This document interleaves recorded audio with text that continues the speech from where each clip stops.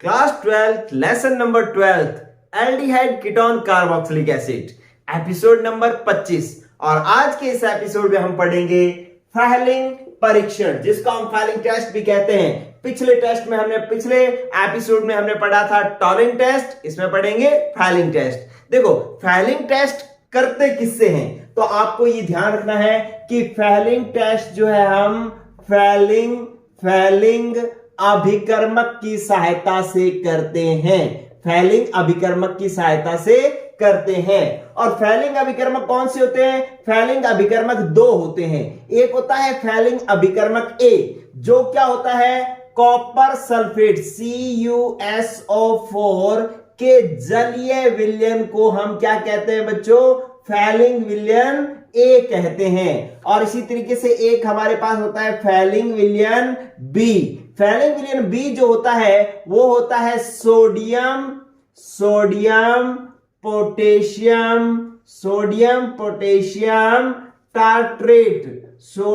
Potassium tartrate को हम falling विलयन बी कहते हैं। इसका नाम रोसेल लवण भी होता है। रोसेल लवण भी इसको कहा जाता है, सोडियम पोटेशियम टार्ट्रेट को। देखो जब फैलिंग टेस्ट किया जाता है ना, तो उससे पहले इन दोनों को, फैलिंग विलयन ए और बी को, दोनों को जो है वो किसमें मिला लिया जाता है? समान मात्रा में मिला लिया जाता है। समान मात्रा में मिला लिया जाता है। जब हमें फैलिंग परीक्षण करना होता है, उससे पहले फैलिंग परीक्षण फैलिंग अभिकर्मक की सहायता से करेंगे। और फैलिंग अभिकर्मक दो होते हैं, फैलिंग विलयन ए और फैलिंग विलयन बी। इन दोनों को समान मात्रा में मिला लेते हैं। और समान मात्रा में मिलाने के बाद में जो अभिक्रिया करने वाला हिस्सा बचता है, अभिक्रिया करने वाला या क्रियाकारी जो समूह होता बचता है, दोनों को समान मात्रा में मिलाने के बाद वो होता है बच्चों क्या? Cu+2।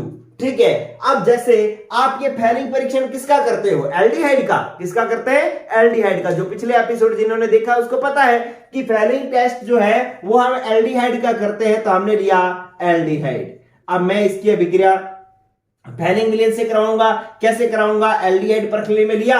अब इसके साथ में फैलिंग विलयन ए और बी समान मात्रा में मिलाया हुआ था, उसको इसके अंदर डालूंगा। और उसको डालूंगा तो इसका अभिक्रिया करने वाला भाग कौन सा है? Cu+2। तो इसके अंदर मैं किसकी अभिक्रिया करवा रहा हूं? इसका मतलब Cu+2 की। अगर मैंने यहां पर Cu+2 लिख दिया तो इसका मतलब ये क्या आ गया? फैलिंग विलयन ए और बी आ गए हैं। और अभिक्रिया जो है वो कौन से माध्यम में होती है बच्चों? क्षारीय माध्यम में होती है। तो यहां पर ये लो, मैंने यहां पर क्षारीय माध्यम भी रख दिया। OH- का मतलब क्या हो गया? क्षारीय माध्यम। अब अभिक्रिया कैसे होगी? अभिक्रिया ऐसे होगी कि आप जो सबको ये पता है कि ये क्या है? एक दुर्बल ऑक्सीकारक है। अरे ये अगर दुर्बल ऑक्सीकारक है तो एल्डिहाइड का ऑक्सीकरण कर देगा। ठीक है, प्रबल होता तब भी करता, लेकिन दुर्बल ऑक्सीकारक किसका ऑक्सीकरण नहीं कर सकता? कीटोन का ऑक्सीकरण नहीं कर सकता। तो ये इसका ऑक्सीकरण करेगा। अच्छा, एल्डिहाइड का अगर ऑक्सीकरण करेगा, पहले मैं यहां पर लिख देता हूं कि ये क्या है? ये है बच्चों एल्डिहाइड। और ये क्या है? फैलिंग अभिकर्मक है। क्या है?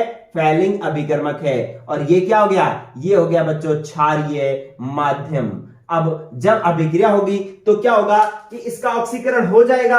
और इसका ऑक्सीकरण होता है कार्बोक्सिलिक, जो एल्डिहाइड का ऑक्सीकरण होता है तो क्या बनता है? कार्बोक्सिलिक अम्ल RCOO। क्योंकि हमने ये आयंस लिए हैं तो इसलिए पूरा RCOOH ना बन के RCOO- बनेगा। और प्लस में जो Cu है ना, Cu ये क्यूप्रिक है क्योंकि +2 आवेश है। अब ये आगे जाकर के बन जाएगा Cu2O। क्या बन जाएगा? Cu2O। इसको हम कहते हैं क्यूपरस ऑक्साइड। क्या बन जाता है? क्यूपरस ऑक्साइड बन जाता है। और साथ में क्या निकल जाता है? जल। साथ में निकल जाता है जल। अब इस अभिक्रिया को बैलेंस करने के लिए यहां पर इसके 5 अणु ले लो, इसके 2 ले लो, और यहां पर जो है वो 3 आयन ले लो। ये जो है ये बन गया अपने पास कार्बोक्सिलिक अम्ल का लवण बन गया, कार्बोक्सिलिक अम्ल बन गया। अब इसके अंदर जो ये क्यूप्रस ऑक्साइड बनता है ना बच्चों, ये क्यूप्रस ऑक्साइड कैसा होता है? लाल भूरा अवक्षेप होता है। कैसा होता है? लाल भूरा अवक्षेप होता है, प्रेसिपिटेट बनता है। तो बच्चों इसी से ही हम पहचान करते हैं कि एल्डिहाइड का ऑक्सीकरण हुआ या नहीं हुआ। तो हमने क्या करना होता है कि आपको अगर एक यौगिक दे दिया जाए कि पहचान करो कि एल्डिहाइड है या कीटोन, तो आप इसके अंदर क्या करोगे, परखली में उस यौगिक को डाला, साथ में क्या डालो, फैलिंग विलेन डालो ए और बी, और साथ में डालो क्षार डालते ही इस परखली के अंदर अगर लाल भूरे रंग का अवक्षेप बन जाता है तो हम समझेंगे कि क्यूप्रस ऑक्साइड बन गया। और क्यूप्रस ऑक्साइड कब बन सकता है, जब एल्डिहाइड कार्बोक्सिलिक अम्ल में बदल जाता है। ठीक है, तो इसका मतलब है ये एल्डिहाइड का ऑक्सीकरण कर रहा है, और कर रहा है तो यहां पर ये एल्डिहाइड है। अगर यहां ऑक्सीकरण ना होता, ये लाल भूरा अवक्षेप ना बनता, तो हम कहते हैं यहां क्या है, कीटोन, क्योंकि दुर्बल ऑक्सीकारक कीटोन का ऑक्सीकरण नहीं कर पाता, ये हम पहले पढ़ चुके हैं। ठीक है, तो ये पहचान इससे होती है, लाल भूरे अवक्षेप से। ठीक है बच्चों, एक बार इसको फटाफट याद कर लो। फैलिंग परीक्षण फैलिंग अभिकर्मक से होता है, ये दो होते हैं, ए और बी। कॉपर सल्फेट का जलीय विलयन ए, बी फैलिंग विलयन बी होता है। सोडियम पोटेशियम टार्ट्रेट, जिसको रोसेल लवण भी कहते हैं। अभिक्रिया कराने से पहले दोनों को समान मात्रा में मिला लिया जाता है। जो समान मात्रा में मिलाने के बाद में जो अभिक्रिया करने वाला समूह होता है वो कौन होता है, Cu+2। अभिक्रिया किस माध्यम में होती है, क्षारीय माध्यम में। अभिक्रिया लिखी, एल्डिहाइड फैलिंग अभिकर्मक और ये क्षारीय माध्यम, इसका ऑक्सीकरण होगा तो कार्बोक्सिलिक अम्ल बनेगा। और फैलिंग विलयन का एक चीज तो याद ही रख लो, क्या, कि क्यूप्रस ऑक्साइड बनेगा, यही मेन चीज है। टॉलेन अभिकर्मक में मेन चीज क्या थी, रजत दर्पण बनता था, 2Ag बनता था। ठीक है, तो अब इससे बन जाएगा Cu2O, और OH से क्या बन जाएगा, जल। अभिक्रिया हमारी याद हो गई, और इससे हम लाल भूरा अवक्षेप बनते ही हम पहचान कर लेंगे कि इसका मतलब यहां पर क्या है, एल्डिहाइड है।